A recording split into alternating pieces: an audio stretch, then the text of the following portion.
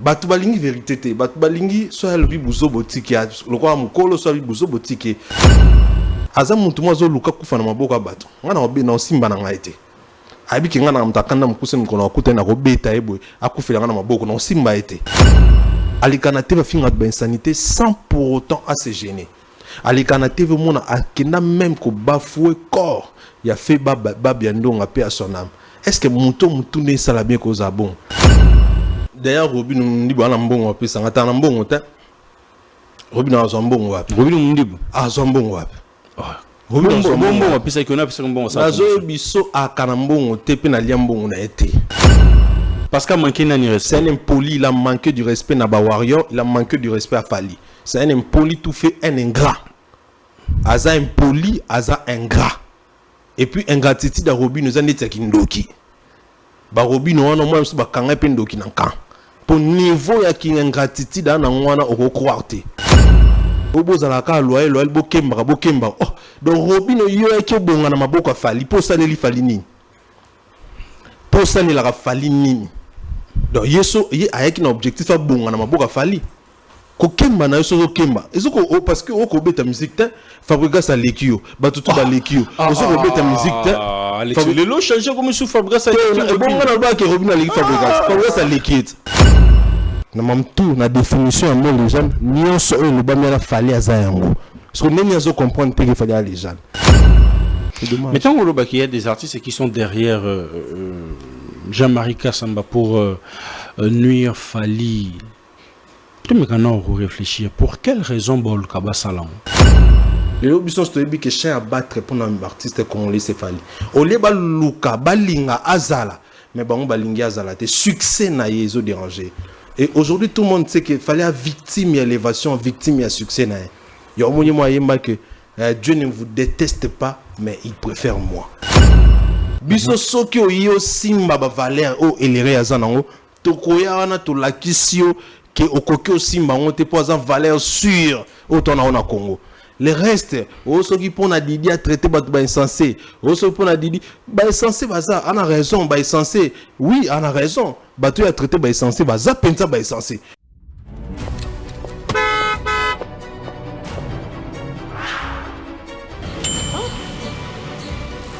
Cette fois-ci, ce sera à Showbuzz. Laisse-moi prévenir les autres. Tiens, ce sera à Showbuzz. Showbuzz? Ouais, regarde. Oh, quelle bonne nouvelle, Showbuzz. Waouh! Un rendez-vous, un seul peuple et une seule matinée, une session unique de l'école de prophète 2025. Il y a des choses que vous devez impérativement entendre pour bénir votre destinée avec ce grand thème, l'analogie prophétique. On passera ces temps ensemble avec les prophètes Grâce Mwamba. C'est samedi 31 mai ici à Showbuzz, on a de 8h à 12h. Que Dieu vous bénisse. Bienvenue à tous. École de prophète 2025. Bonjour à toutes et à tous. Je suis Bems Badjoko, journaliste et présentateur de l'émission Plateau d'honneur. Une plateforme dédiée à la valorisation des talents, de parcours inspirants et de voix qui méritent d'être entendues. Aujourd'hui, je fais appel à vous pour un projet qui me tient profondément à cœur. La création de votre propre studio d'enregistrement. Ce studio permettra à produire des émissions de qualité professionnelle, en toute autonomie, et de continuer à donner la parole à ceux qui font bouger la société. Comment vous pouvez nous aider? En contribuant financièrement, en faisant des dons de matériel de l'audiovisuel, caméra, lumière, ordinateur ou encore autre. Chaque geste compte et c'est ensemble que nous pouvons faire grandir cette vision. Merci infiniment pour vos soutiens, votre confiance et votre générosité. Pour toute question ou proposition, veuillez nous écrire directement sur notre numéro qui est affiché là-dessus. Soutenir ces projets, c'est soutenir la jeunesse. Croire à ces projets, c'est croire à la jeunesse. Soutenir la création de ces studios pour enregistrer plus des émissions au-delà de Plateau d'honneur. Un grand merci à vous.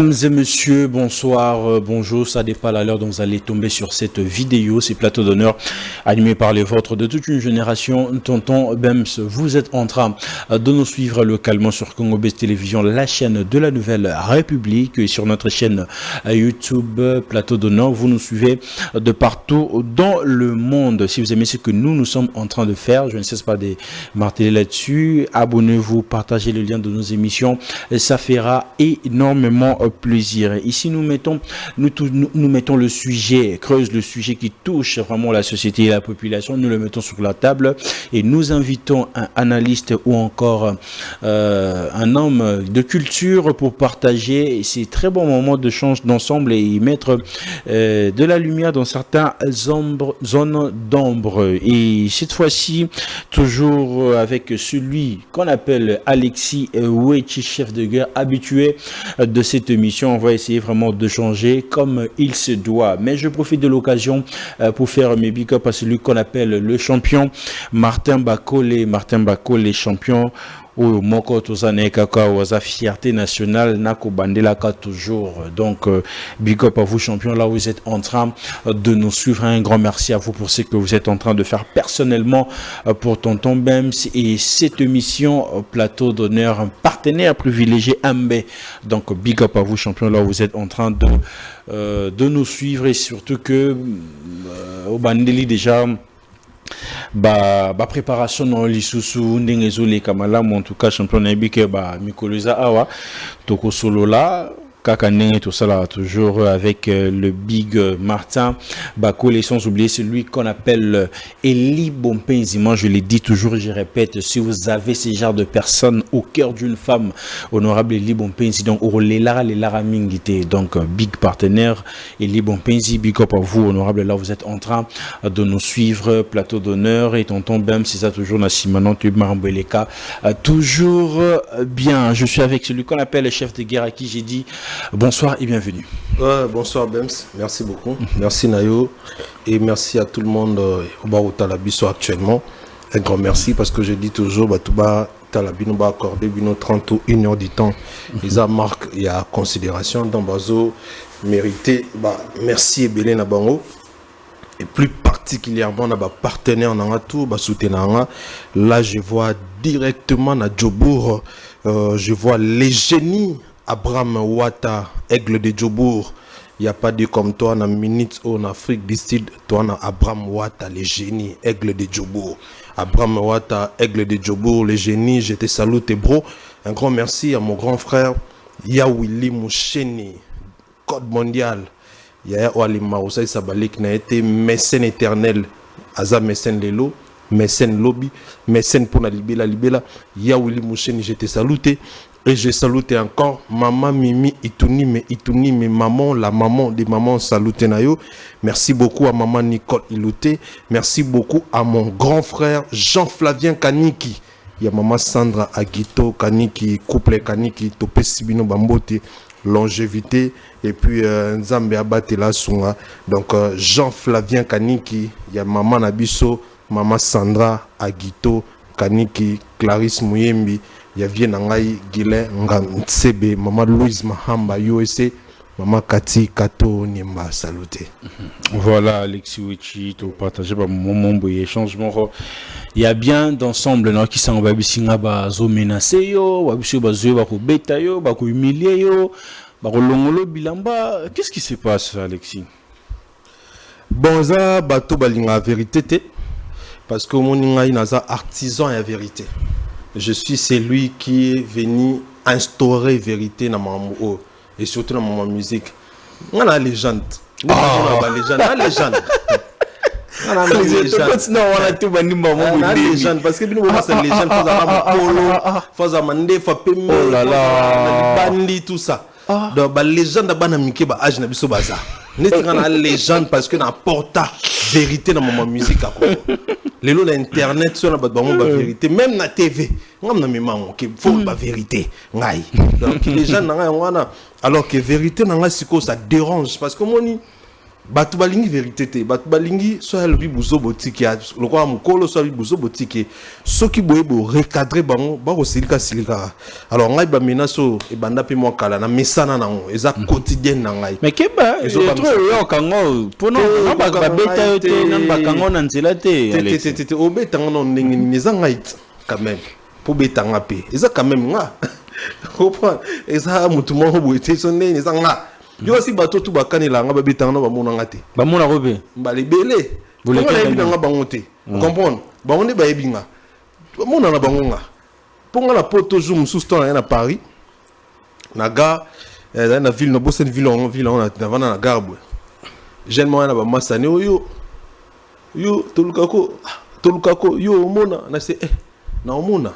yo za wana nga na za a siko komona ngo nazoyeba te naomona jour nini yo nakobeta bi yo betanga taka na tule yo betanga amata na bis akima nazo episode pour banga pe na comprendre ce que tu n'as tourné bon ngani na ngisko ni na bete ozo comprendre mais bon to ko ma wana te ba faut comprendre que c'est la vérité c'est la musique c'est la vérité quand nous sommes ici c'est pour dire la vérité un on te poto les bateaux un on te poto silikisa bateau un on te poto ni bateau misus ezaka ki to la vérité dérange et puis bateau ba fou du roi pendant se plus ça peut-être ba chef na bango balwa mamba bon donc so moni kokité au monde que vérité dans les yeux qui na lobby mabe l'état zana qui n'a pas l'état après un peu noya comme ça l'état a plainte au qui m'a rendu mon bango moko ba retirera plainte na bango toi singela ko pardon non ils avaient compris que bana bêtise ils avaient compris que bango ne bana tort parce que na on a lobaki na o bango ba lobaki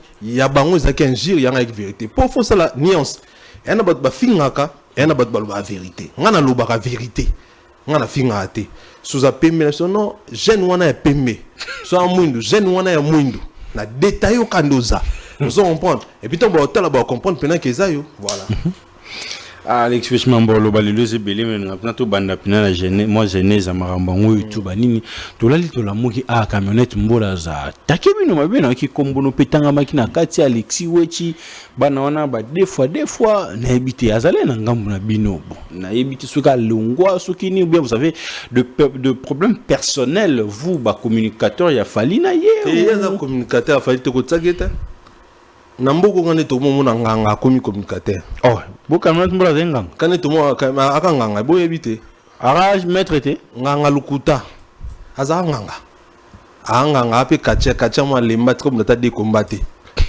maître mo lemba no abeta mutute nganga na ki maître lukuta ya ko sa abato ya bangi sa abato kana kongondi to mona ki jomo nganga akomoleka na te va mpe communicateur bems communicateur o na kongo bo sa na ngozelo batangila ratsa esenga foi baningi zaka senga foi baningi communiquer to ko binga mututu communicateur te camionnette ndeti ngana kola ndeti camionnette abela liboma abela liboma Alexis moneti boza abela liboma ndi si abela liboma parce que ba retour ebeta e mona bandal na veni sundi ala na mwasne pe na mwasne bando vivre na e alia mwasne wana na bakis na ngwa banganga ndoko tana Alexa mwasne na famille mwasne balakela ka abela liboma il y a mon abela liboma bon Alexis Mambozo le bao c'est la vérité vous êtes sérieux oui na sérieux puis je dis ça peut et puis je dis la vérité contre toi si lelo je pense que famille moi sina ba yebi mam na loba alia pena moi sina Alekisa et puis moi sina pena va kufa loba kizaye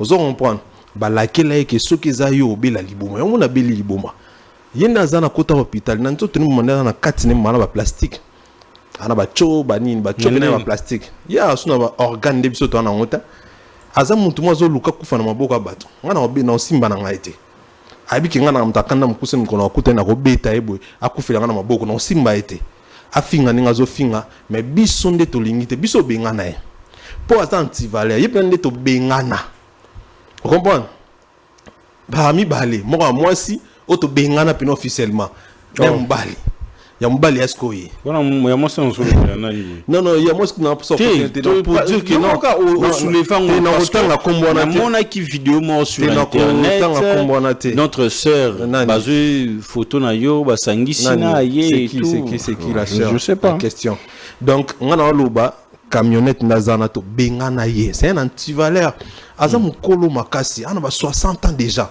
Est-ce que tu penses que bon attends quitte à 55 ans. On comprend? Attends 58 aka mukolo. On comprend? Tu penses que na âge na ya ko le kanate ba finga batu bon. Yozo mo te ga problème mutu. Parce que mutu aza normal na âge na ye akole kanate vetan do finga ba insanité. Ali kanate va finga ba insanité sans pour autant à se gêner. Ali kanate ve mona akena même ko bafouer corps. Il a fait babiando a paix à son âme. Est-ce que mutu ne sala bien cause bon? C'est normalité. Camionnette a penza liboma. Bolanda été. Ils a pena qui a un problème à mutu. Et batami qui li bato basala ba émission ba utiliser pour aya ko finga. Ba bi ke o azane kizengi abela liboma so toté a ko finga et puis ils ont impact et ça la bien bato ba répondre. On monde biso to ba on peut répondre tout le monde sauf pour aza mutu ya liboma. Na personne origine ya liboma na esike uta. Abela ka liboma. Et puis pour au monde qui a liboma solo so kutani boy. Aza salité mo on dit maté même na poto to na kishasa. Au comprendre maintenant que Joe fulu. Donc comme ma tête abna dokido mutu pene doka yango mona pechongo camionnette atalo mama na na été donc voilà qui pas mambalo bate non qui pate et puis ya zandeng alinga ko toucher batu po batu ba no lobele ba no célébrer émission pour célébrer bato balinga ko kombo na wango salama ozo comprendre yango moni tellement na mbongo opesa batu ba boka kete ndenge ba master nanga Abraham Wata aigle de Jobour a solo laka yaza na ngote ya mona kota siko na cop na biso émission pour botanga katanga kombo na de temps en temps pour ça les bien voilà mutkolo déjà ce monde déjà mutuna ajoana na vie à stabilité ana bana ba considérer que en tout cas as peur de famille peur de famille peur de famille na ce moment solo ngana kena poto tozanga na poto ana mwasi na bana te basi tu baboya Likola kindoki, likola salité, na mutu na ende salaka bien te. Sa tête ne fonctionne pas. Na liboma, na nenga solo, na mikiri ba déclarer fou. C'est un fou. C'est un fou. On va pas rester à s'acharner sur la personne des camionnettes. Non, on s'acharne pas. On dit juste la vérité qu'il a un problème. Parce que mutu on a un problème dans mutu te bem ça ko fonctionner bon na âge na. Yo mo na mutu les na finga ba bêtise tranquille. Est-ce que ngana to ko vana to tanga ba mo o to ko tanga te. Il y a tant tranquillement afinga ba maman ba papa ba jeune fille donc azo finga tout le monde est peu en désordre. Ce n'est pas normal. Il y a un problème à mutu a penza liboma ba to ba otala biso ba s'inquiéter kana pas ba te ba s'inquiéter na mambo sala ba comprendre que c'est un fou. Il y aura un moment à kotani hôpital ba okanga na bango mamo esila na. Alors, Alexis, tu vas sujet belé, ou non, tu as un lot, tu as s'il y avait un problème ou pas, tu as absolument sous. Tu as qui a tout le monde qui vraiment soutenir Robin Mundibou na concert et on se réveille du jour au lendemain, au changer de position, bah tu me sois vu Robin ça taquer na Robin Mundibou, bah tu me sois lobby qui est bossani mbongo là qui prend la promotion. Qu'est-ce qui se passe? D'ailleurs, Robin Mundibou a mbongo puis ça ngata na mbongo ta. Robin Azambongo wapi? Robin Mundibu. Azambongo wapi? Robin Azambongo wapi? C'est qu'on a pris mbongo ça. Azo biso akanambongo tepe na liambongo na ete. Ye mongo non bambwa na ko bola bangote. Ana mbwa mo epane ba tala konda. Tala mbwa pandi. Po nini ata biloko lia izala te. Robin Azana eloko te. Robin Azana eloko te. Bo misia pauvre. E ba Robin bola nanda ko na tongia bamba te. Asi rosenga senga te. Azane loko te loko pesa ngata tu azane loko na bongisi la bino ka ke oliam ane loko pesa ngata ngai sikonde na travailler dans les Nonx production et pas Gauthier Mascotte a partenaire na non Gauthier Mascotte azane événement na contrat na maison de production mouton to zo ki dai Robino il fallait tout produire. C'est normal, c'est logique que normalement tout le bilan mais tu vas pas promotion parce que tu nous c'est la bonne promotion on a que au moins on a déjà c'est la promotion d'ailleurs pour ton information na boyinde ko ça la promotion na boyi collecte sa publicité na chaîne nanga pourquoi le siko le local pour l'impolitesse c'est un impoli parce qu'il manqué na respect c'est un impoli il a manqué du respect na ba warrior il a manqué du respect à Fali c'est un impoli tout fait un ingrat aza impoli aza ingrat. Et puis ingratitude à Robin nous a dit que ndoki ba Robin on a moins ba kanga pe ndoki na kan pour niveau ya ki ingratitude na ngwana o croire te eh père Robinho est-ce que lelo a tenir ba propos ya tenir pour na fali Car par le que loyauté la musique ils a raté ça non alors bi bon ka ta bi loyauté zambongo te c'est que Robinho a bi valeur à loyauté te ya éviter que loyauté les kimbon ou soit tu comprendre mon loyauté te tala mutu na mutu na loyauté na abia obozala ka loyal bokemba oh donc Robinho yo eki bonga na maboko fali po saleli fali nini po saleli la fali nini donc yeso ye ayeki na objectif a bonga na maboko fali ko kemba na yeso kemba ezoko parce que o ko beta musique te Fabregas a lekio batutu ba lekio ozo ko beta musique te lelo changer comme sous Fabregas a lekio bonga na ba ke Robinho a lekio Fabregas a lekio Fabregas a lekio on a la vérité boyo comparer na mboko Robinho a lekio na musique na nyonso na mbongo na kombo na mamtu Fabregas a camarade de Robinho te pour on a ni ba génération na musique au tena ba Ibrator a l'équipe musika pour a faux chanteur faux danseur a ebi logoté kobina na est-ce que babina ndi abina babina bon te koyemba eboyemba temba na zolo faux musicien comprendre et na mutu ndi to so no boy eza kutunga te mais déjà biyezo te kamate ça na concert na ye concert eza kalamine te semaine prochaine ebité kalamine te semaine prochaine pour les 24 so moi ici les 7 maman concert. C'est-à-dire que ngai soki na eki ko reprocher indien ezalaki po a manquer respect na ba wario a manquer pe respect na fali ya ko leka na TVT alobaki aza enfant na fali a camarade d'inte akupe oleka su na TVT alobaki loyauté nini bat ba okemba bat ba souffrir nini oh mon père yo ya ki obonga na maboko afali. Et puis le niveau d'ingratitude nae awangani bambonga ba loyer o ya zwe paro et pas fali. Mbonga loyer, fallait payer mbonga loyer. Mbala ebele. Ya comme ça fallait payer papa na bangote. Ko ya osenga mwana bela boy ko senga. Nzala landa ko boy ko senga. Vetolier te provisionné. Mais relation na qui plus à mamba musique qui vient à petit voilà comment c'est relation na musique ya comme ni mani bana wingit. Relation na musique ya comme ni ko senga. Mais c'est ça je me pose la question. Et nous on ni Robinho asenga qui toi nek ozela ba pécité pour le lot à se sentir frustré. Et mon il fallait être tellement intelligent aussi sage. À réfléchir ça vraiment nebiso pinato réfléchir ça à mon nakamusika à mon aki aigle. Il y a mon aki nini déjà en France. Sinon il pouvait aussi faire ses collaborations. Mais compte tenu kaka yaki aigle na ye na ba programme na ye na mam na ye ayebaki oazo sala parce que ayebaki ki osuka boye ozo comprendre ba musicien congolais lorsque ba poussa na pemi na ba grand lokwa ba fali ezalaka mingi pour na ba intérêt et ba musicien on a ba zo baté ba dupte ba ebango il faut prouver sens ya loyauté pour approcher pour approcher il y a un zolo ba bien finga ba musicien belé et bon la personne et bon loyauté il faut finga bato Robinho c'est impoli il y a un finga bato pour que impolitesse na et ça pour na falite et puis fallait linga honte fallait linga ba bêtise wana te yo que no finga bato na kombo na asalon pour na e asalon pour na ndenge yeso fallait andozala na e kaka parce que c'est un artiste un musicien. C'est parce que nous sommes bien, il fallait en PC force beaucoup de pouces à Mimi Poto, à Moni Batou. Voilà. Pour soutenir Kaka. Rien que ça, pour Robinho Lobaté, il était intelligent, à sageté. Il fallait aux oreilles, à Kilogolobani. Et ça, vérité, ça m'a été. Bino Bolinga Baluba, Babou Baluba, tout changera ma cam.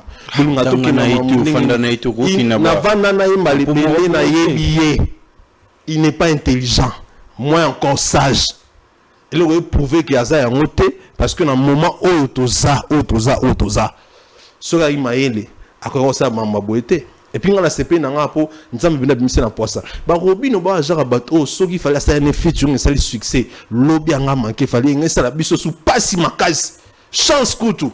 Abi bimisa déjà qu'il y a ingratitude avant. Mais sur le point ba makambo ils ont fragilisé peut monter ma falte en se disant que la nouvelle génération mona kanga mona bango zate mona pesa bango force ezate pour la makambo oyo. C'est ça parce que banda qui prend à côté la ba communicateur et belé ba comment qui ba baluki ba kei ba fingi échanger après les logos moya Robinho après Romeo il fallait le bara un être humain ne lui surprend pas heureusement. soki ezalaki bongo te crois-moi Bems fallait nga koma mtema mabe chance à moto réfléchir ça quoi bisoté. Tu veux nous faire comprendre que Macky Mamounan soit les Kafali il change pas à Oza changer te po ayebi ba congolais ni ba fonctionnera yo monité que kozeli si Robino maman a mis qu'un politesse n'est qu'un gratitude ayebi ne tout ça il y a combien de mois ou des années parce que on a bien lobby que fallait que non il y a en France et tout a fouti bien na aye a comme kuna zo benga efanje zo ya mbate zo répondre était à ta 50 ans, à ta 30 ans, à ta 20 ans, faut zéler le renseignement. Lorsqu'on demande, on n'exige pas, on n'oblige pas. On et Robino a exigé, voilà. A obligé. C'est ce que je suis en train de dire. Donc, il y a quoi exiger, t'es potent en l'obak et où mêler. Fallait zana ninya oyaye oya joie pour faire ça la makambo oya senga mbambo. So senga loko faut zélat. Didibé aza ivoirien. Aloba kiangot azeli abanda kosinga collaboration kala alanda fali kala na collaboration fali alingate mais mona fali sala ba collaboration na ba daju asala na ba gezma wete tout ça vous comprenez et le monde tout son obé tellement dit bagi loyal respect les lois juives collaboration ba yembi déjà ba clipé tu vois c'est parce que respect loyauté et foutier papa yozo senga mutelo gozo obligé et puis muto wa fali na zana collaboration ba futela ngombo yo ton o senga ya ofele zala patient tu ne peux pas baser carrière na yo na collaboration moko so que so mi benga artiste comment ko baser carrière na yo na collaboration moko so sali collaboration na fali et nous le bâtir au sein subanzembo lorsque je suis à côté et que vous en avez continue sa chemin non fait ton chemin continue donc jusqu'à ce que est-ce que communiquer à baser relation à baser carrière na collaboration au sein fali il y a un monde comme ça qui ont un problème comme ça on ngambo pour les on se comprend donc Robino on a un problème na été bisopi wa warrior on a problème était prendre biso zara quelqu'un politesse na c'est un impoli tout fait un ingrat kaka nenga celle qui ingratitude awa nengi pas celle ingratitude de périté ça c'est sûr ozo mona les gens na musika qui ça va trouver dans la vie na héritier sali ngota fali mutamime poto mutaliboso fali matisse na accord arena 21 000 presque concert historique au mutumonte na Congo Béton oyebi ba komata bazala ba nini succès gaz concert en ezana concert au fallait Matisse et ça n'est monté d'homme de Paris accord une année l'équipe d'homme de Paris visa au fallait héritage de visa té et mamutu bambongo o azwa bilamba zwa pour bika net fali à la table lamba cher tout ce qu'il a eu chez Fali a genre non te périté ce qui est pas Fali à saler ingratitude douana a combien plus forte raison périté y a mon hérité même na ba fan na bazamaele azamutu ya intérêt même tsazo kangamane hérité bon et ça pour hériter asunga côté ba visa asunga ya kabela azamutu ya intérêt yozo imaginer hérité kabeli mwana ne wana libumunene libumunye wana mbongo après abosani nyonso o fallait apesa et la même place mususu à $20 il y a le bi akinda place mususu ana il faisait allusion à voir le bi qui a $20 à ce qu'a kozwate il y a ra photo pamba kangi photo et s'il y a $20 50 c'est ce que je suis en train de dire Robino na oya zo pas fali $1000 apesa libumunye akoro lo bate que non akoro baba propos bongote azama il apesa $1000 n'ayez pas $5,000 sur $200 sur $300 na lobika comprendre na la moins valeur pour comprendre que oazo eleki akoki lo bongote c'est un ingrat moto intérêt et puis azama il était azara batouze on a binga ma il était azara batouze que ceux qui bem se pesa apesa 100 francs mukokuta na l'excel pesa 200 francs abosani 100 francs pas bem a finir ça bosani mamuto akomisi mutazani siko monetinga na ba master na ngai ni na loba abwe na le génie. Hein? Abraham Ouattara, aigle de Djobo. C'est mon ami, c'est mon frère. Mais, Nakobosa na Lorenzo Papi Bato côté. Parce que avant Abraham Ouattara, à Sala, Lorenzo Ando Sala. nana ba maman Mimi Ituni mais na bossa ba maman Nicole Ilutete na maman Nicole Ilutete na bossa na maman Mimi Ituni mete na maman Louise Mahamba Louise USA nana ba kuluta ba Jean Flavien Kaniki mais na bossa na batu misusu te na lobake awa ndekutu eleki kuna ata kuna na zwaki muke faut en la sagesse faut en intelligence on ba classe haute BEMS est très important ko kinaka ba classe haute kenda. Donc, vous jugez de rattraper sur... Et ça, ingratitude, en fait, ingratitude manifestée sur qu'on a zoba. L'ingratitude manifestée à un idiot. Et on tout le monde a siko, tout le monde a mamotu. Et puis voilà, on a l'autre silicato, c'est pélaté, ma casse ça, net ngai, non c'est pélaté pour abomi production. Perte vient dans la côté mascotte à ça. C'est conseil au bêta moi. Bah tout barrière cassite. Conseil au bêta. Biso tozota la mbongo vient dans la côté mascotte à bimisi. Est-ce que zongi asalisi biso perte chance to bêta spino mobi to zong sa mon bon ndam. Asalisi biso perte. Et puis voilà, ils ont eu chance avec opportunité fallait saisir. Est-ce que concert on est toujours et au bêta toujours? Tenga concert et bêta. Et bêta et talingate. Parce qu'on vous attend de parler, c'est comme si pour vous, de votre côté, vous pensez qu'il comptait que sur The Warriors pour que oui, ça c'est vrai. Mais si c'était le cas, Alnara Luka, force, il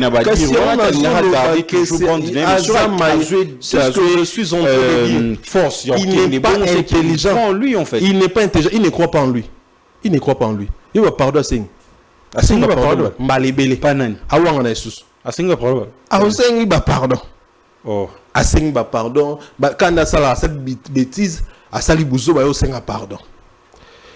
Biso toi contre concert na été. Ton contre événement na été surtout que événement on a monté ça sur côté mascotte.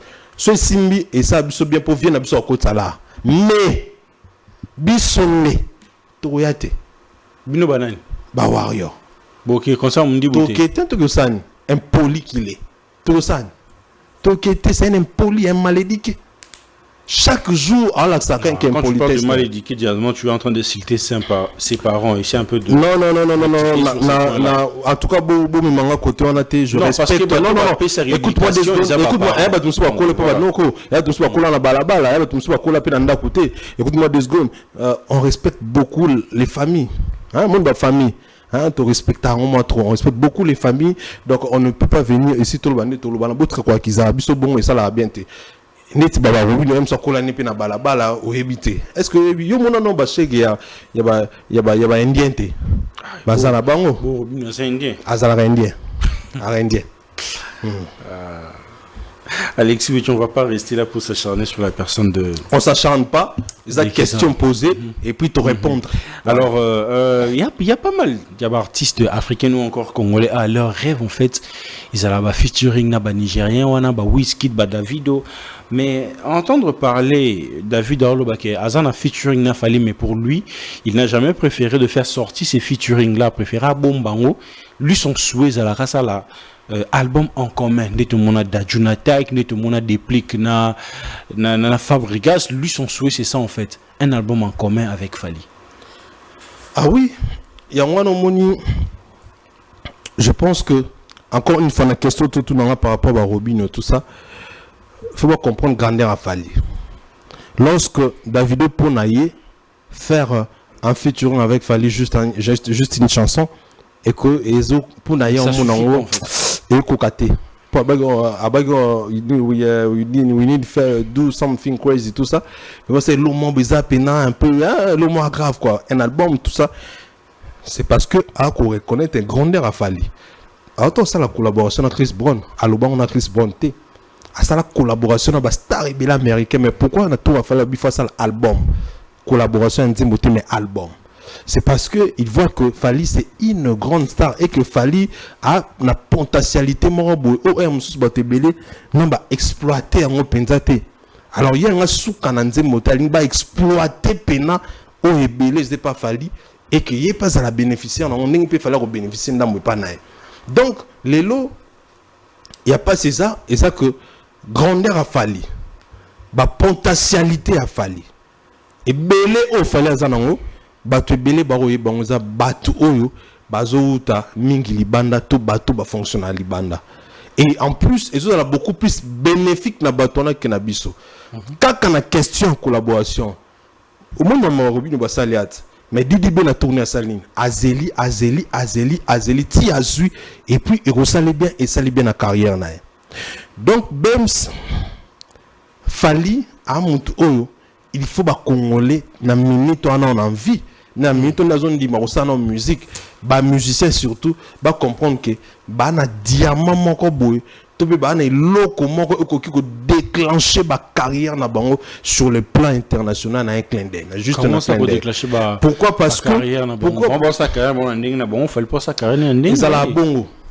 Ah, dans ma musique et à bongo parce que même na Nigeria au Togo loba à tout moment on est là coloniser biso na ma musique on est là Nigeria on ne peut rien dire même na poto tonto que na ba restaurant tout au côté africain to minde to ka ba Nigeria ba beta et banda na ba tout face ba tout face ni ba sala ke ba pesa passe na tout musu ba don jazz baya ba sala ko ba tout musu ils ont toujours na ba précurseur na ba guide au ba maliboso au ba ma lumière na ba to ba na sima. Et si ça a été le cas pour les Nigériens, c'est parce que ba Nigériens ba yebi non ko reconnaître pe ko pesa valeur na ba légende na ba on.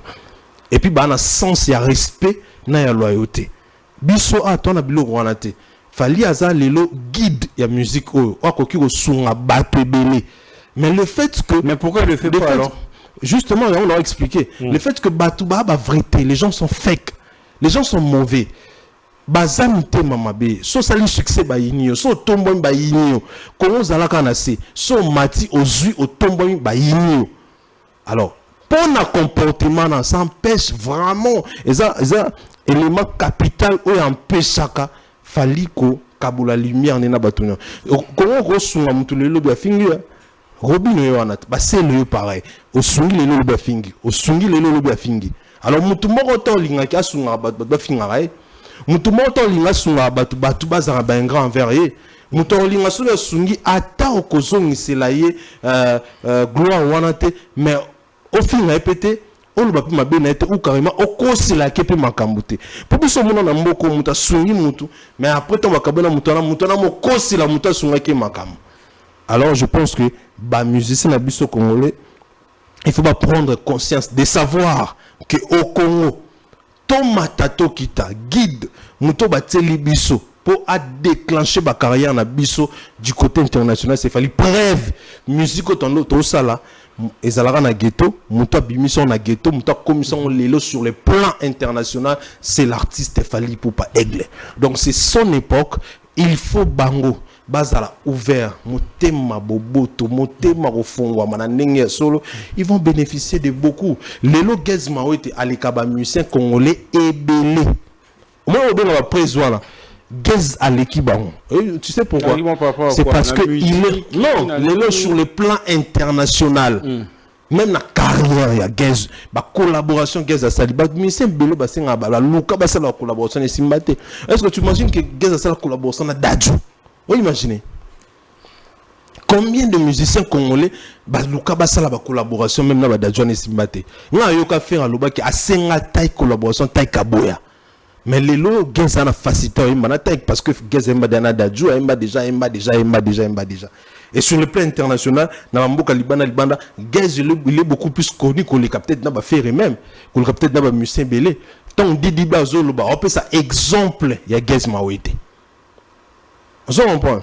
C'est-à-dire que parce que Gez, lui, il est loyal et il sait vraiment cause à la vraie envers son grand frère Fally Ipupa. Voilà, à bénéficier de la free Malélo, Gez, on peut rien dire. Hein. Donc voilà, ça va. Mais aujourd'hui, Alexis Wechi,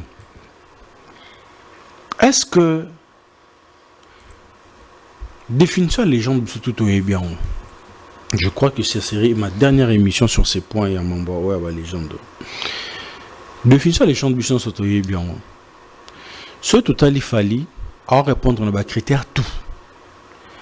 Mais pourquoi Venabiso Jean-Marie Kassamba, Aline Kouadimatre Ngoté et Gauthier Sey affirme à propos il y a Jean-Marie Kassamba?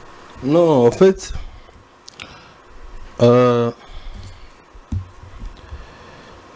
Mon définition ya mot légende na Congo eza Fally. Na Congo na place tout muka définition ya mot légende. So totalika carrière ya Fally, tout le monde a maman que les gens n'engagent la saboye, n'engagent saboye, n'engagent salaboye. Bah ve na biso Jean Marie basa bat oyo lelo ba yokisi Congo Soni. Congo Soni. Parce que cette histoire est due à lire mon sous. Même ba étranger ba comme la kisabiso et l'okoni ni la légende. Les étrangers pensent que biso to yebité légende ni kolaksanine à cause ya Jean-Marie. Or biso to yebi na biso so ki légende ni laksanine. Mais likolo na ye bazo traiter biso bato to yebité pour ne pas dire des oba à cause ya Jean-Marie. À cause ya Jean-Marie, ba étranger ba traiter biso de médiocre. Est-ce que ceux qui tozala qui peuple mususu net ba arabe, hein, s'il vous plaît, ben zalananga, ceux qui tozala qui peuple mususu net ba arabe. Est-ce que tu as to bête avec Jean-Marie? Tu as to bête ma casse. Pour affingi simboka mobimba. Likolo na yende ba étranger ba finga biso bazobat. Likolo ya Jean-Marie ba mona ke biso ndeke non quand même. Na bi Jean-Marie. Non, c'est Jean-Marie. Na bosani. Likolo na ye nde ba okante ke biso to maile était to ebité ce que l'on la sa légende.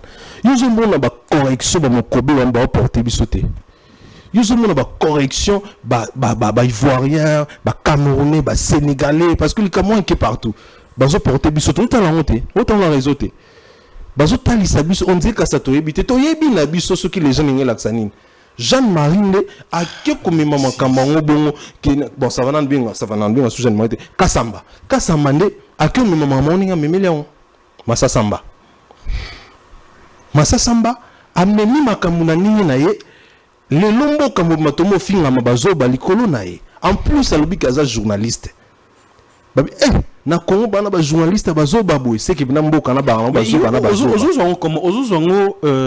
ignorance ozo guerre générationnelle dans le sens où balinko reconnaître eza nouvelle génération à la base eza haine toujours na bande à la base eza haine à la base eza haine à la base eza haine parce que haine est comme ça bazo haine ya Jean-Marie Kasamba sur Fally par rapport à quoi Jean-Marie Kasamba justement et quand ozo ba bon haine ba ya batumso ba politicien vers Fally ezara yani haine batumso ya nini pour ne pas citer leur nom ezara yani. Aujourd'hui, Fally dérange. Les gens sont manipulés. Batoka ba Jean-Marie, baza bazo manipulé facilement. Et le fait que baza pena moi un mois ou quatre na baon, yango zo pousser ba sala ou bazo sala. Yon na ebisio, surtout ça na ba mboka monde ta ba Arab net ba Irak. Bato ba sidika pam batan ba Cameroun na ba lima ba bitumba to ba sidika pam. Même comme son rato ça biso tout au bêti Jean-Marie. Toujours bien to bêti et penadon pour na ebise que au finissimo mboka mobimba to bêti o ba mona ke to ça na biso ndenge na yote. Dommage à cause ya haine, à cause ya fanatisme, batumisus bazon na ba accompagner na buzoba. Heureusement pour nous, ceux qui na Congo majorité endimi buzoba nae, mais en Afrique, dans le monde majorité à monde en Afrique n'endimi siko que Fally c'est une légende. Mais Fally pour passer à sa vraie définition il y a mon légende. Moi ça me dépasse. Jean-Marie a eu à saluer son émission pour dire que pendant le bac Bawera, Bajibé, légende, tout ça. Bato ba militaire. Bato vanda mon kimia. On a mon net solo o ya salo ya roi Salomon o benga de mama. atuni mama mongo to kata moya kata biso tout sanga mom sabité bozo bango bazo na donc pour na ba fanatique ba to misusu vome biso tout sanga la biso ba légende ba bon limake na Congo na biso ne to za boye na génération to na ba to vivant to na légende vome to sanga biso na légende mais ba tsa falité. Mais pourquoi c'est pas normal? Je pense que c'est seulement la tête de Fally qui dérange ou c'est manipulateur ya makambo wana to yebi. C'est qui ça? Lil Coco. Yende manipulateur. Nani ngoso Lil. Oya manipulaka bato. Artiste na mbo na komba. Oyo a manipulaka bato kina na ko tinda bato ba porter ba bato ba plainte. Lil Coco. Yende manipulateur. Mais ayeba que chaque chose a un commencement na wana fin na. Aza mutu moko ba lingi komona bato ba évoluer te. Et lelo a commis ko manipuler mikolo lokwa ba Jeanne Marie tant mutu kwa masasamba et plutôt mutu kwa kasamba. Tala nenge azo manipuler na facilité. Mais c'est dommage parce que kombo ya mbokande e fingami na ba journaliste à Congo ba fingami. So ya journaliste ko net nga net yo net bato misusu. Il faut silika. Il faut silika et parce que et ça journaliste ndem ta finisi biso. Po ekobi mana munoko ya muta balabala ya nzela wa yebi maramte. Et pas profane ça passe. Mais quand ça sort na munoko muta za se prétendre que yé Aza journaliste, ça c'est autre chose. Ça c'est pas bien. Ça c'est pas bien. Bah viens biso, s'il te plaît. Bah banan. Parce que moi on a désorienté bateau. Ko désorienté mito à bateau. Bah que bah mi kolo des fois tôt d'habitude bateau balanda makami kolo basala. Ceux qui sont biso bah jeune toujours na makambo o bango ba mikolo na ba osala. Yo zo mona teke ezo ça so bete yo monto ba ah na mamtu na définition ya les gens nyonso oyo lobami ala fali aza yango parce que neni azo comprendre te que fali les gens to landa définition ya dictionnaire français toto landa yi parce que yete mta créer mo les gens to landa yeto to landa bat o ba créer mo donc c'est malheureux, c'est dommage. Mais tant qu'il y a des artistes qui sont derrière Jean-Marie Kassamba pour nuire Fally. Tu me connais pour réfléchir. Pour quelle raison Bol Kaba Salam? Il y a Libosote, nous toujours que l'artiste le plus combattu de la RDC c'est Fally. C'est moi que Fally il a de nerfs solides où il a en sorte que il ne pleurniche pas. Allez la rater.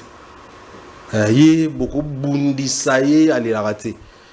Parce que Fally soit avec Pena Misem la pas en mawana mais tu peux m'arrêter dans beaucoup de chaque jour et non ça la question pour autant eba les obisons se dit que chien à battre pour un artiste congolais c'est Fally au lieu ba luka balinga azala mais ba on balinga azala te succès na yezo dérangé et aujourd'hui tout le monde sait que Fally a victime et élévation victime et succès na il y a un moyen que Dieu ne vous déteste pas mais il préfère moi. C'est parce qu'il est combattu matin, midi, soir. Comprendre? Bah simba nyonso. Bah y a na musique simbate. Bah kenda na famille simbate. Bah meka et simbate. Qu'est-ce qu'il faut faire? Faut maintenant commencer. Il y a aussi la campagne pour diminuer oyoye aza to ba effort azo sala. Mais Dieu merci, ana baba ba armure ya ba warrior neza. Et makamwana te olekate peso lekate peso simbate déjà. Donc, mais voilà. Analyse msous bazwe option balobi que mamambo a légende ebimi après kaka sortie médiatique a dit Diston une façon d'étouffer dire a dit Diston qui était vraiment choquant parce qu'il a traité des gens d'insensés y compris son géniteur. Donc on kenipina na wana makas tinga na lobo parce qu'on a défendre Fally on a défendre Fally na ça ba na ko analyser beaucoup plus par rapport au ndenge bono biso to défendre parce que biso ya sécurité défense biso zana pour défendre quand on ba valeur à Fally et ça la stratégie et ça la sonini et tel non biso to défendre ba valeur ya eléré comprendre biso soki o yo simba ba valeur o eléré azanango to koya wana to lakisio que au coquille aussi m'ont pour avoir valeur sûre autant on a Congo.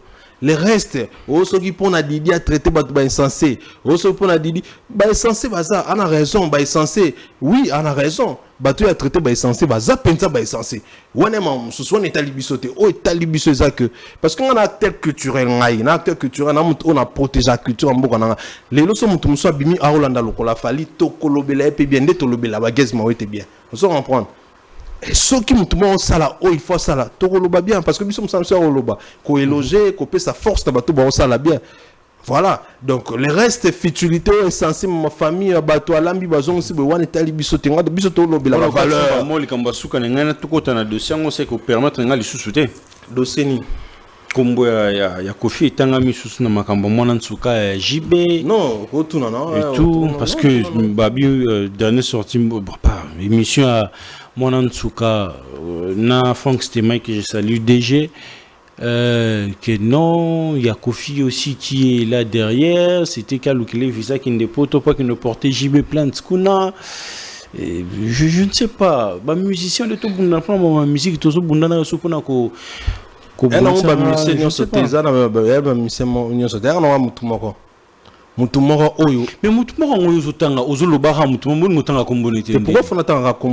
je dis, quand je parle, tout le monde comprend. Tout va bien. L'ennemi de la culture congolaise. Azam mutu oyo aboma ba carrière ba tebele ba shorambemba balela. Ba shorambemba ndeti shorambemba sala nini. Shorambemba succès à Mandundu et gênant et ça les mal à l'aise. Aboma carrière shorambemba na bondoki na kisi. Azam mutu oyo alinga kate batu ba évoluer.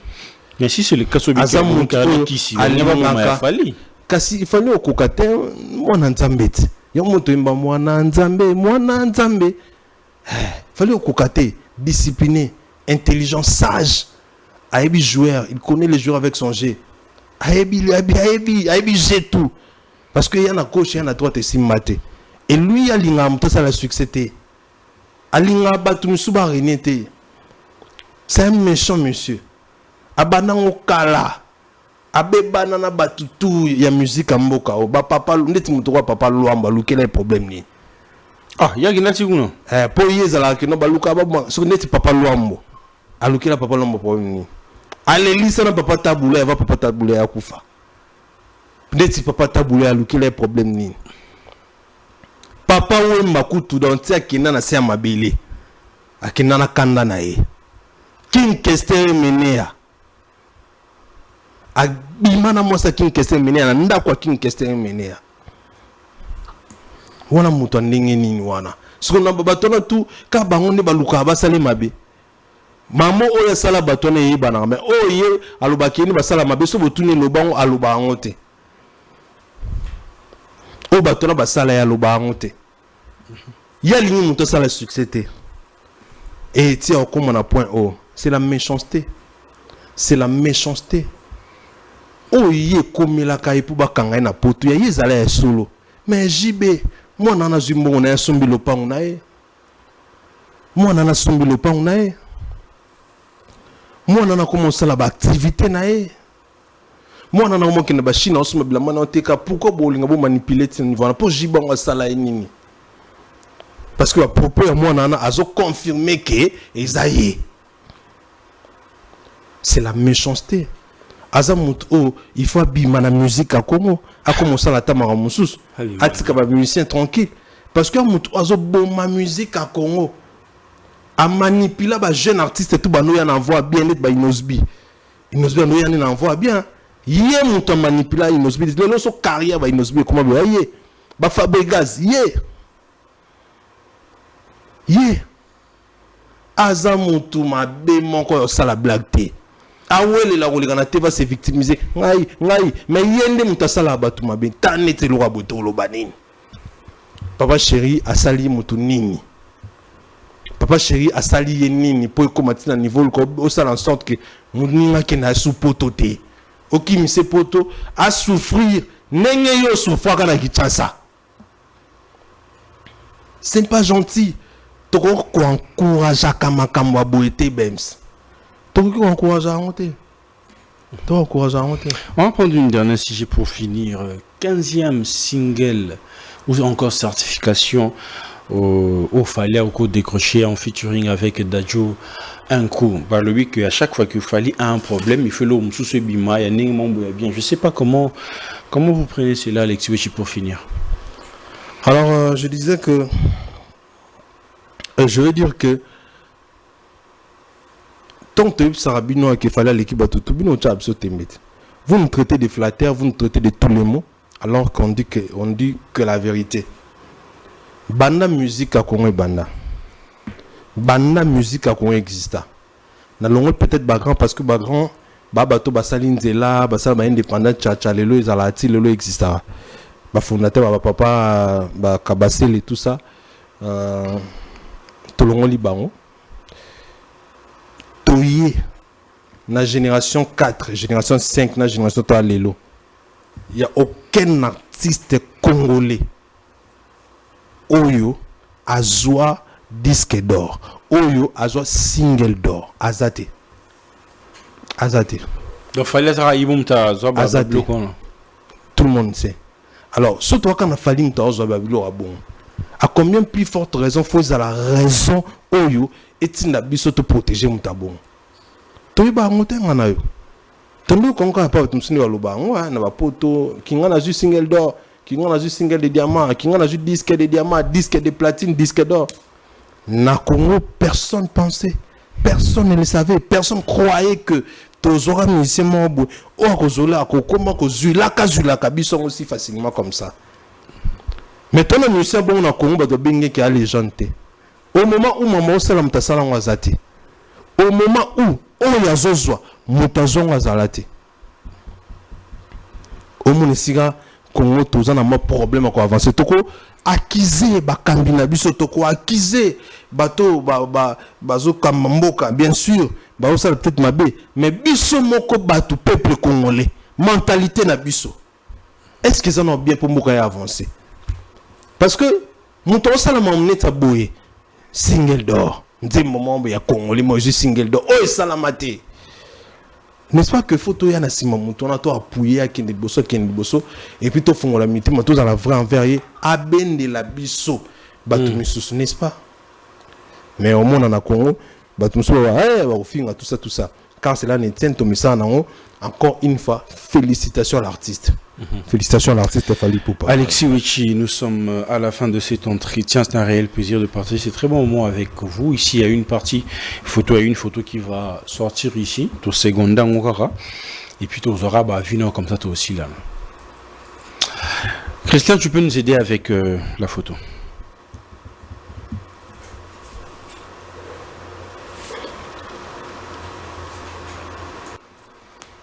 Voilà, Alexis Wechi. Seconde biso photo tumba mo ba chili biso akara mais question izara moro parce que makambo wana nde et sali plus to comme na niveau to komi na awa to bandana moko Grand Calais père Yarumba ou to toi père Yarumba aza légende ezala wendo to yeza père Yarumba révolutionnaire Rumba révolutionnaire mais père ya ndule na biso papa Wendo aza légende ya makasi au sable Grand Calais légende. C'est une légende. Et on s'est bagité. Et nous avons indépendance tcha. Table ronde. Yet. C'est la légende. Deux fois. Et puis, ils ont une indépendance en 1960. Avant l'indépendance, table ronde, ils allaient avant. En fait. Indépendance, ils allaient en 1960, mais ils allaient avant. Après, banani, comment on va dire? Parce que la table, il y a un peu de taboulé. Des fois, il y a une école en fait. Aza légende, il y a blague. Légende. Franco Lambo. Légende. Aza souka na légende dans sa blague. Franco Lambo. Aza mut oyo. Atiki ba œuvre. Il y a makasi en plus. Azwa pe ba trophée. Ou ba boya. À cette époque, on a Maracas. Il y a ce qu'on rafla Maracas. Voilà. On se comprend. Les loups en Afrique, sous le temps comme c'est une légende. C'est une légende. Weranson. Weranson, c'est une icône. Ah, donc rejoindre Jean-Marie Kassamba. C'est une icône. La région de Tengan, on a maïli, on a liki na maïli. On a région Moi, je suis plus intelligent que Massa Samba. Moi, je suis vraiment plus intelligent que Massa Samba. Attention, monsieur, il ne faut pas me comparer avec lui. Il est en français. Mais il était. Une intelligence là, elle est.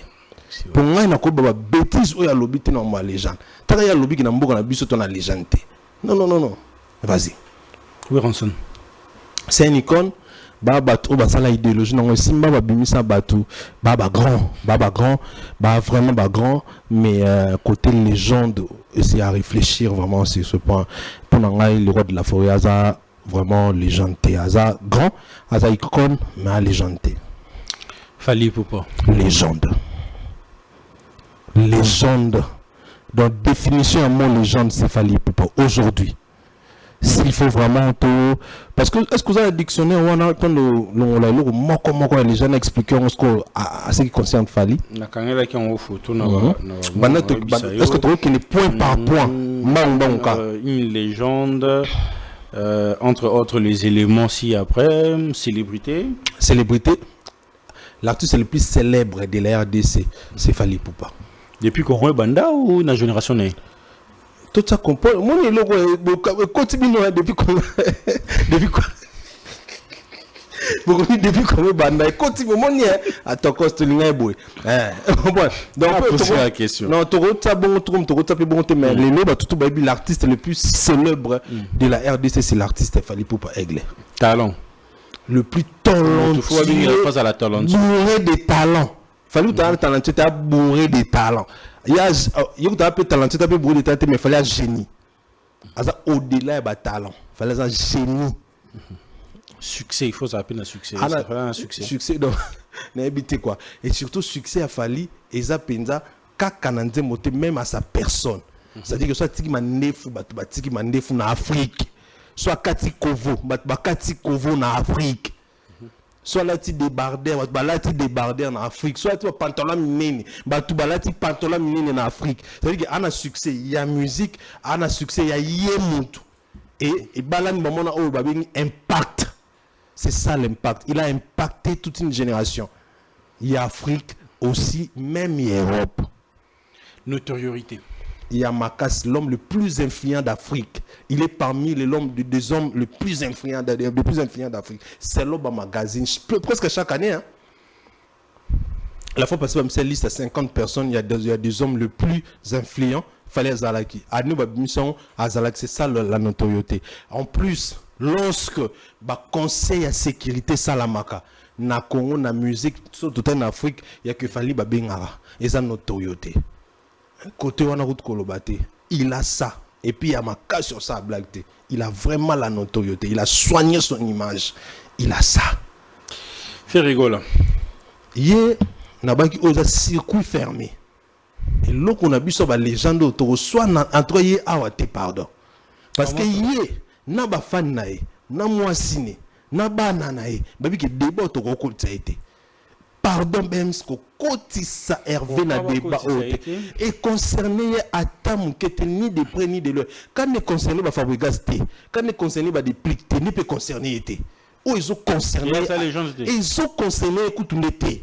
Pardon, pendant que côté na débat au thé muta batu, azana on a difficulté au te ka bien so aluka moya te ka bien nae, to tika ba bien nae. Ils ont concerné été. Pardon vraiment. Débat en tout cas concerné été. Toleki concerné. Kofi Olomide. Légende Samba Valère. Pardon? Légende Samba Valère. Pourquoi Zoloba Bongo? Parce que Afinara Bafi Bafes. Parce que Abetara Bafi. Parce que Bafuna est déjà en un casier judiciaire où déjà ils allaient toucher. Bien que après des années Azamuto Bakanga Muto Bakanga Kangarae. Tout le monde a dit pas parquet téléphone azamut o salipe azapena aza légende o aza ko incarner pena ba valeur parce que les gens font incarner ba valeur aux la conflictualité hein aux la mutu moko boyo aux propre image nous faut la soigner tout ça ils ont faire partie pena aux la légende azane légende à ce qui concerne la musique. Mais à légèrement, à vraiment quoi incarner, bah valeur, à exemple, Penzate. Mais à sa légende. Alexis, si nous sommes à la fin, c'est un réel plaisir de partager avec vous ces moments. Votre mot de la fin, s'il y a de dédicaces, comme ça on va finir. Dédicace toujours et toujours et toujours et toujours les génies. Abraham Ouata, aigle de Djobour. Abraham Ouata, aigle de Djobour. Paulo Tudilo, Banangola Tozoya, le 2 août. Nabokasi, président Alain Visor. Bawarion, ton président Nabiso, na Angola Luanda, Bato Bakokante, vraiment événement Nénéwana, président Alain Visor. Salut mon président, place aux alliés. En tout cas, Luanda, merci beaucoup encore à Yaouli Moucheni, Code Mondial. Merci beaucoup à Koulou Tunangai, Jean-Flavien Kaniki, à Maman Sandra Aguito Kaniki. Dieu vous bénisse, Dieu vous garde plus longtemps parce que tout vraiment a besoin d'abino. Merci Nabato tout balinga abiso, merci Nabato tout basoutenir abiso de près comme tout comme de loin. En tout cas, tout petit bango bambo te belé voilà. Voilà, mesdames et messieurs, nous sommes à la fin de cet entretien. C'était un réel plaisir de partager ces très bons moments d'échange avec vous. Le propos tenu par l'invité ne concerne que l'invité. Et un grand merci à cette équipe qui a permis que cette émission soit réalisée. Quant à moi, je vous dis bye bye et on se retrouve à un prochain numéro.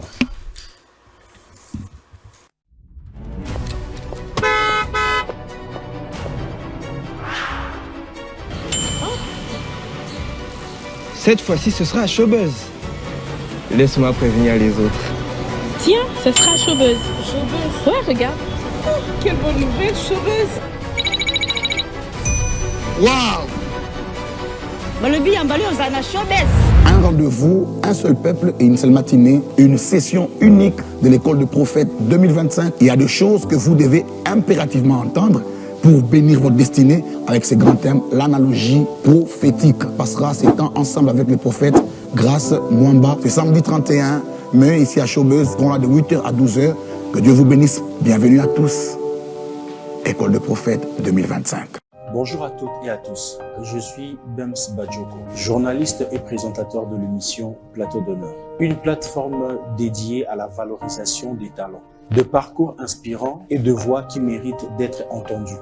Aujourd'hui, je fais appel à vous pour un projet qui me tient profondément à cœur, la création de votre propre studio d'enregistrement. Ces studios permettra à produire des émissions de qualité professionnelle, en toute autonomie, et de continuer à donner la parole à ceux qui font bouger la société. Comment vous pouvez nous aider? En contribuant financièrement, en faisant des dons de matériel de l'audiovisuel, caméra, lumière, ordinateur ou encore autre. Chaque geste compte et c'est ensemble que nous pouvons faire grandir cette vision. Merci infiniment pour vos soutiens, votre confiance et votre générosité. Pour toute question ou proposition, veuillez nous écrire directement sur notre numéro qui est affiché là-dessus. Soutenir ces projets, c'est soutenir la jeunesse. Croire à ces projets, c'est croire à la jeunesse. Soutenir la création de ces studios pour enregistrer plus des émissions au-delà de Plateau d'honneur. Un grand merci à vous.